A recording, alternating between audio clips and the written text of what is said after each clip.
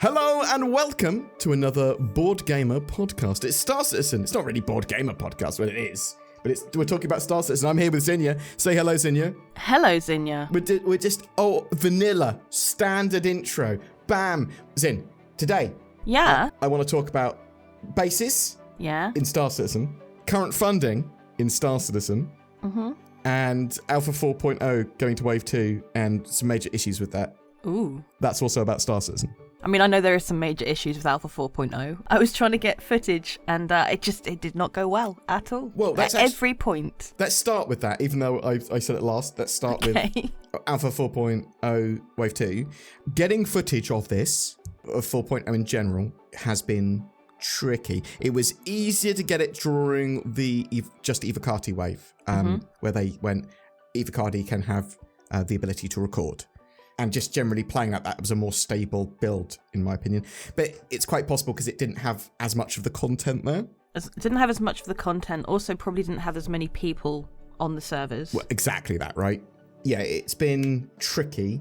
They're still planning at the moment to get 4.0 out by the end of the year. At least that's the target, although CIG haven't really talked much about it over the last few weeks. I think even if it's open PTU, that's good enough. Like, some people will disagree, but as long as everybody has a chance to be able to try it by the end of the year, I think that's okay. Yeah. I mean, it is what it is, right? And I know it's an annoying thing to say, but you do not want a broken 3.18 style live build with 4.0. Yeah. Or CIG certainly don't. We might get it. We might get that even though they don't want it, but hopefully they'll go, oh, it's not ready yet, we'll just do an open PTU, or it will be ready because the bug fix gods have been on our side. So there are just loads of problems with traversal and ship spawning and streaming stuff out, Zin's hangar disappearing while she's in it, things like that.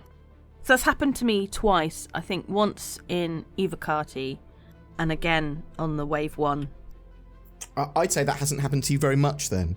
But I've only tried it a couple of times. The biggest issue has been the elevators. Just being unable to get to locations because the elevators are just not responding. And a lot of this is down to server meshing and them tweaking it. And we know that they can have server meshing working with all of this or most of this. But they're testing out different configurations and optimizing stuff. There's tons of optimizations going into each of these builds, and every couple of days you're probably going to get a new 4.0 build. And as I said, it's Wave 2 now, and typically once it's gone to Wave 2, it quite rapidly goes to more waves, because they're sort of ready for more stress testiness. We will be getting footage and playing this once we are able to sustainably get footage and play it. So if it takes us a whole day to get 15 minutes of footage, probably not going to be great footage either. Yeah. And I want to play some 4.0 and show my experiences of that beyond it broke. Also, I've yet to try Star Citizen on my new build, which is a semi-new build. I mean, it's all new apart from the power supply and the graphics card. Yes. So, updated since motherboard, CPU, and RAM, and new hard drive. New hard drive as well, So, got a Gen 5 PCI Express hard drive. They should be super fast. I'm hoping that helps with initial loads and stuff like that with Star Citizen. Got DDR5 RAM now. Got a 7950X3D. 64 gigs of memory as well. Yeah, where 64 I only gigs. had 32 before. Yeah. And hopefully all of that together should be pretty good. It's a X670E motherboard as well. All that together should make for a better experience. I'm not sure. I'm assuming it doesn't yet. I assume Star Citizen is not optimized at all for 3D Vcache, but once Vulkan integration's fully in and optimized, it probably will. We'll have to see. I'll poke around and actually have a look at that. If someone knows, please tell us in the comments below about 3D Vcache, how supported is it in Star Citizen. I know obviously if you've got more cache, it should still make use of it to a degree. But we'll have to wait and see, I suppose, what CIG actually supports and make use of. I mean, we know they're going to be using ray tracing stuff. We know they're going to be obviously focusing more and more on Vulkan over the next few patches, and then they're going to fully phase over to that. Star Citizen very much not optimized yet, or that is getting more and more optimized. And Alpha 4.0 is a testament to them adding a huge amount of more stuff and at the moment, not being ready for prime time. Oh, something that wasn't its in. Yeah. Which I'll have to do a video on, actually, potentially later today. Captain's Quarters is now in the Polaris. Oh, yay. So effectively the Polaris is complete, although it needs a bit of, tweaking and polish.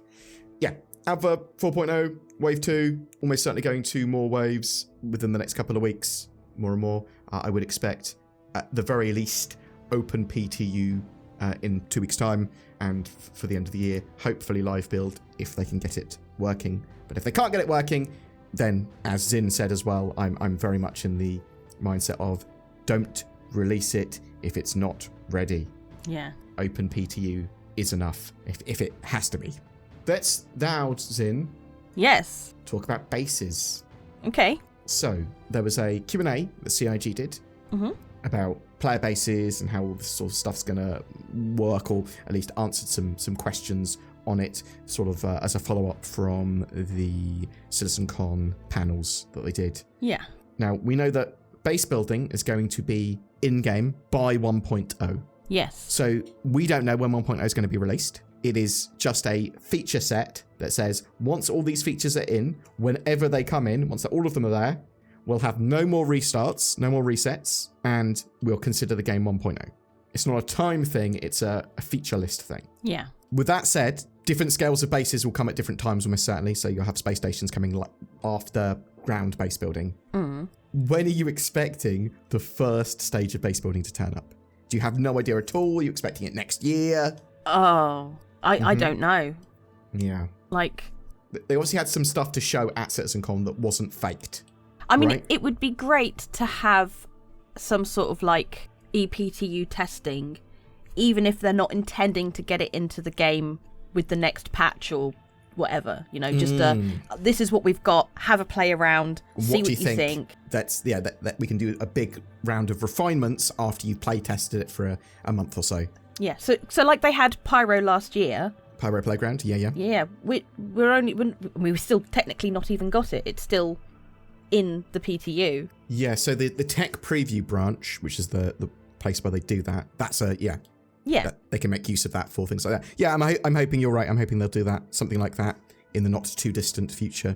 I am hoping that we see some base building stuff for next year, for 2025. I remember talking to Aaron Roberts in a studio interview, and he was excited for getting land claims into the game by the end of 2018. That was the thing he was most excited for. So they've been working on at least some of this for a while. And obviously it's been reprioritized and all that sort of stuff. But I think they're in a good position now. I do think that they're going to be playing along with bases and base building. They're going to want to sell those base building ships and vehicles because they have basically not been selling them other than like the Pioneer. They've not been selling those base building ships and vehicles yet, which is a weird thing from CIG. And we'll talk more about them selling stuff in a minute. So I'm not sure if you've seen the Q&A because it's over an hour long. No. Obviously, I did a summary of it, which went over all the main points. So it sounds like bases will be something that every player will be able to make, even if you're solo, and they'll be able to support pretty much all gameplay, most gameplay, at any scale. So is that what you expected? You're like, that sounds great. I wanted a hunting lodge, or I just wanted a little base to come back to have all my stuff stored. Yeah, that sounds good. Are you going to be making a solo base or a group base or both? I think we'll probably end up making a base together, though actually it's quite good that it's kind of prefab because you won't end up with a little hobbit house. Yeah, so I always make the worst houses possible. I will live least resources required. Yeah, I'm thrifty. So I will happily live just in supply boxes. So they just surround me by supplies, and that's all I need. I don't need a roof or a door. I play very differently if I'm playing Rust. Everything is incredibly well protected and ordered. But if I'm playing like, I don't know, Minecraft or any other game, or Conan or something, Conan was the worst. So we'd have a room that is at like 2 sections high, and then the ceiling of the room would be there. No, not bored. One square, then your roof. You walk in there and you feel like you're having to duck. So that was the more recent Conan where I actually started making a house properly. Previous to that, I lived in a shed without a roof, if you remember that giant shed.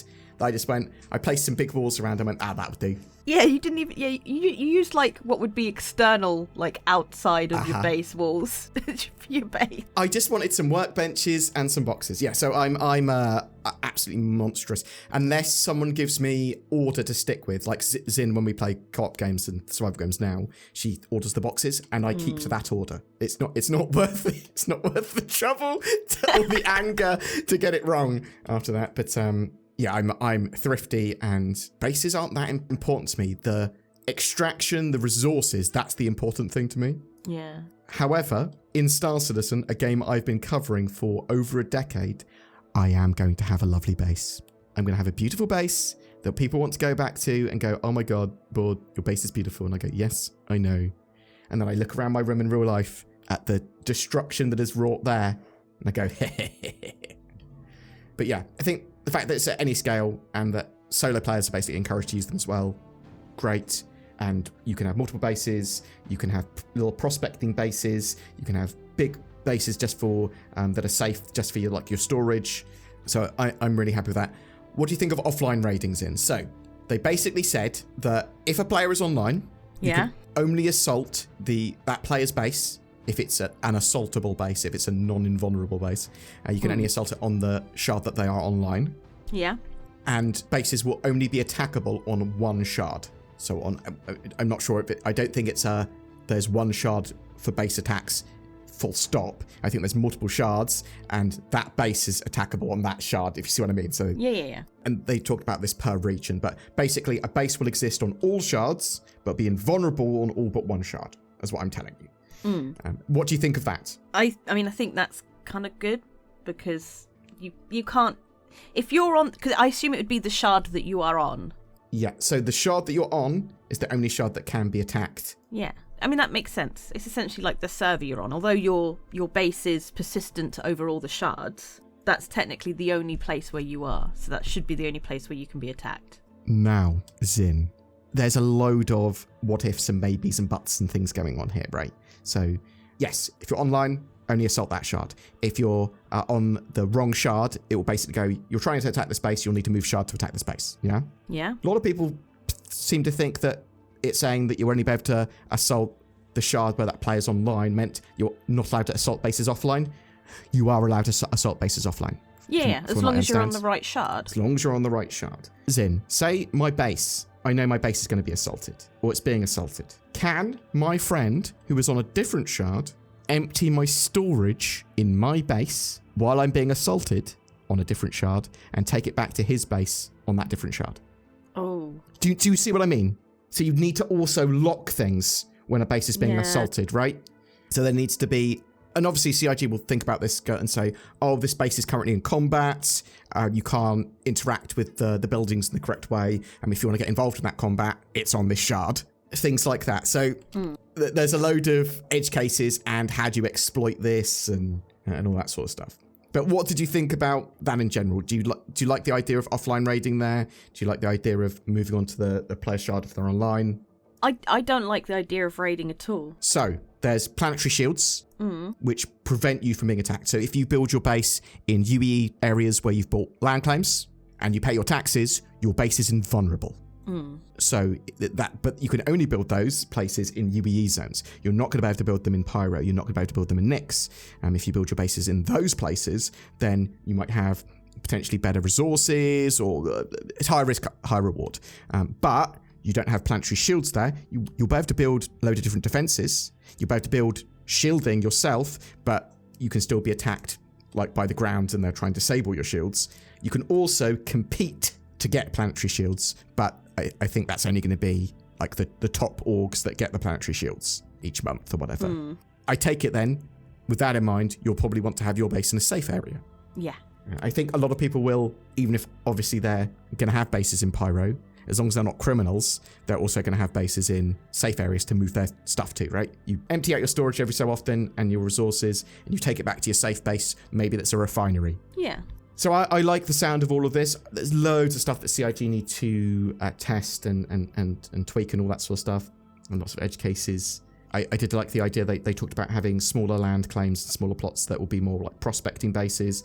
Resources are limited when you're exploiting them on the ground. we're not sure how limited. I do think they last for quite a while. And resources do spawn around the planet.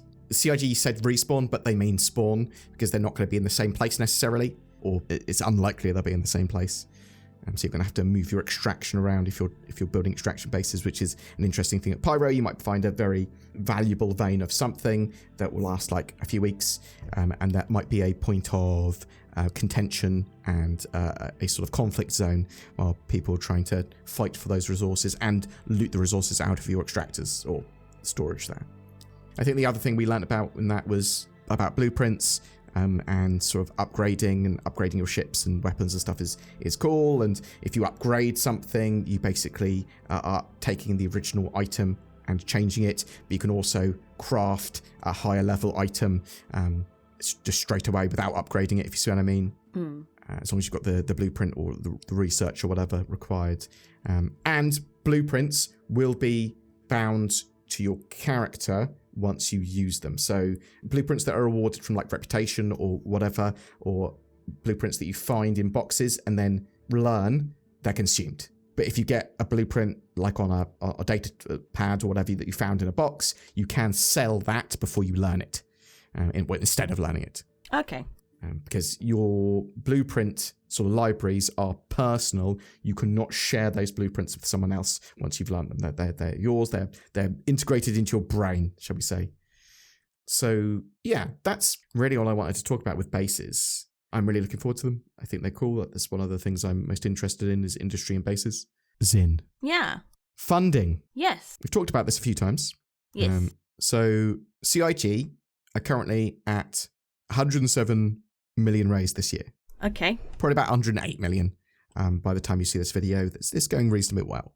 The previous year was the highest year ever that they had for funding. 117 million they made. Mm-hmm. So 9 million away from that at the moment. And I think, personally, a good release of 4.0 could actually get them that. As long as they've got some ship sales and stuff. Do you agree with that? Or do you think actually 9 million is quite a lot for the rest of December now that the IE's already passed? Oh, I think he'll be pushing it. Okay. I suppose we have to sort of wait and see. I think they could do it, right? Now, a lot of people, or at least some people, there's lots of articles online. I saw a few videos basically saying that Star Citizen's funding's drying up. And that is my response as well. They think because it is not currently beating the previous years, literally last year's, which was the best funding year for Star Citizen ever, that it's somehow drying up in funding, which was ridiculous. They've made almost 110 million this year. Put it this way, right? This year, last year, and the year before, so the past 3 years, they have broken 100 million, which they hadn't done before. Yep, they are making ridiculous amounts of money. And I think there is an argument to be said that Star Citizen's costs are going up to a degree. Although they did a bit of restructuring and moved a lot of their operation to the UK, which gives them a lot of tax breaks and effectively cheaper staff, from what I understand it, because they're sort of in the north of the UK. Yes, their offices are going to cost them a reasonable amount there, but again, they get loads of tax breaks. Staff are the most expensive cost for CIG by far, and reducing that cost significantly by effectively, as I said, cheaper wages and a bit of a restructure, I think should help them. I think there are around between 1,100 and 1,200 employees, though, so it's a lot of employees now. So do you think that CIG are needing to break 100 million each year, otherwise they're in danger financially? I think it would be a good place to be. Okay, yeah, strong and stable. Yeah. Oh no, you're not allowed to use that term in the UK. It means the opposite. So we'll see the financials and get some bits and bobs at the end of the year from CIG. They release the previous year's financials and like a statement, and then talk about how it's currently going, like almost like something they share with investors on the Cloud Imperium Games website, but it talks about a load of stuff, and we can see a big breakdown of what's going on financially. And then we'll combine that, because I think we're getting close to $900 million in total funds raised. And next year, I think we're going to be hitting $1 billion, which is ridiculous to think.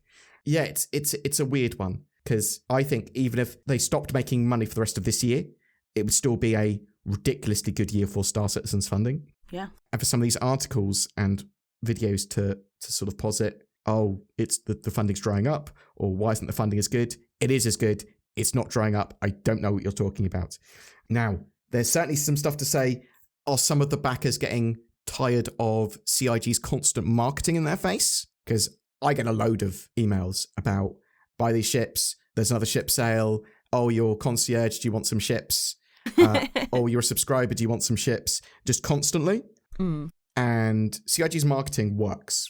Like, their job is to make money for the game, to help support the development of the game, to pay all the wages and all that sort of stuff. And you might argue that it's predatory sometimes, or you don't like it, or whatever, but they do their job well if their job is to make money, and it is.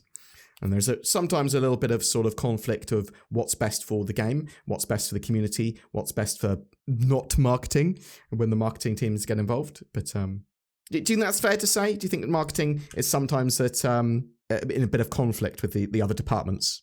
Maybe, probably. I mean, they've got a singular goal at the end of the day. Yeah. And maybe they should have more of a long-term goal of goodwill and stuff as well. Like, CIG is technically an independent studio. They are an indie studio, technically, basically in name only, because they have expanded so much now that they've gone away from what a lot of people originally loved about them, this beautiful indie studio. They've become so corporate now, and they're adding more corporateness to them.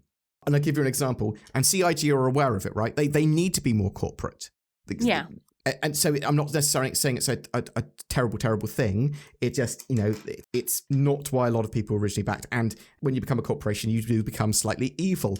And that's so, and they're aware of that. That's why they had the silly Muppets of John and Disco, right? So what did you think of that? What did you think of the silly Muppets and the song? It was silly, but it was great. Yeah, it kind of was great, wasn't it? They basically had John Crew and Jared as puppets, and John Crew asking Jared the question, do you ever feel like you're a soulless marketing puppet? And then they became puppets and they did a little song and dance, and it was, I say dance, they didn't have legs, but they did a little song and upper body movement. Very funny, very silly. You still get some of the fun and joy of them being an independent studio from the point where they don't have anyone to hold them accountable beyond us as fans and backers. And even that, we can't hold them to that much account beyond stopping paying for buying new ships. Yeah. But that does give them the freedom to potentially make a fantastic game and to do silly stuff and great stuff as well. Like the reason you have like things like Jax McCleary or these Inside Star Citizen and Star Citizen live shows in the way that they are because CIG can go just be free to do what they want any old time. What do you think of that? Do you like the transition from them being a tiny little independent studio to now being a massive studio, maybe keeping some of the inklings of being an independent? Or do you think, no, they've become corporate, but they needed to be? What's your thought? I think they are a entity upon to themselves. They're unique, yeah, because of the way that they are, because they are essentially truly independent. Yes. It doesn't matter how big they are, they will always be independent. Well, to a degree, and up until a point where they decide to sell out. You never know. Well, I mean, it's possible, right? And I mean, eventually they will, right? Like if CIG remain a company for a long enough time, give it another 20 years or whatever, maybe. No, I love and hate what they've become. Obviously, like there's hate's probably quite a strong word, but I miss some of the earlier days and the smaller studio. But you wouldn't have Star Citizen of scoping up and evolving into what it is now, which I think a lot of the community, most of the community, love the idea of what it's becoming compared to a smaller amount wishing that it would have stayed how it was. And I know there's a lot going on there. I do think we're going to have an amazing game from it in the end. Something fell off. Or what fell off? I don't know. Something. Yeah. So yeah, tell us what you think. Do you love what Star Citizen has become sort of as a corporate entity of CIG? What they've become, or do you hate it, or do you like certain bits of it and not others? Tell us in the comments below, and tell us if you're excited about bases, or if you are thinking that CIG are going to break their funding records. Oh, that was the other thing I was going to ask. What did you think of them doing the additional sale of limited ships at the end of the IAE? Because normally they have Manufacturer Day, 3 waves of limited hulls for like the Kraken Privateer, the Idris and the Javelin, whatever. But this year, at the end of the IAE, they went, and we're selling all of these again in 3 waves. Now, I don't think it was a huge amount of ships. It was just a reasonably small allocation. But do you think that's I think it was bad? Well, I think it was probably them going, "Oh, we need a little bit more money." Yeah. Okay. Yeah. I mean, the thing is that they can kind of print those to order almost if they wanted to. Hopefully they won't. And you can get all this stuff in game, and that's how I'd recommend most people get this, or build it in game or whatever. And the things like the Bengal, they've said they won't sell, but you can build a Bengal from a space station and things like that. But I'm interested to know what other people think on that as well. Tell us in the comments below. Say goodbye, Zin. Goodbye, Zin. You should click the links below. There's ships for like giveaways and stuff. Just for commenting, you might be able to get one. And if you get like NordVPN, you won't get a box of spiders for Christmas. Isn't that right, Zin? Yes. Perfect. Ho, ho, ho. Hey there, Timmy. No, that's Northern Claus. No, ho, Timmy. I am normal Santa with presents for you. You're really a normal Santa? Yes. Why would I lie about that? I'll have the one on the left. There you go, Timmy. Open your lovely box of spiders. I hate spiders! So do I, Timmy. That's why I would have picked the other box, which was full of NordVPN. Ho, ho, ho. Use the links below to get nordvpn.com/BoredGamer and help protect yourself online, but also give you better accessibility. It should be part of your Christmassy toolbox. Merry Nordmas, one and all. Every month we give away a Star Citizenship, and December is no different. We're giving away a Star Lancer Max, the new super freelancer by MISC. This allows you to do a little bit of everything in the verse. It's great multi-role ship, multi-mission ship, and multi-crew. It's flyable in-game right now as well. All you need to do to be in for a chance of winning that is comment on any of my videos made during December. That engagement helps the channel. Something else that helps the channel is liking, subscribing, commenting, sharing these videos. Thank you very much to the people that have gone the extra mile by clicking the join button or becoming Patreons. That really helps the channel so much. There'll occasionally be some exclusive content going up there. It'll be like Zin and I playing an escape room. So thank you so much, and feel free to join those lovely people by clicking on the join button or the Patreon link under the videos. Thank you so much for watching, and I hope you have a great ho ho ho Nordmas!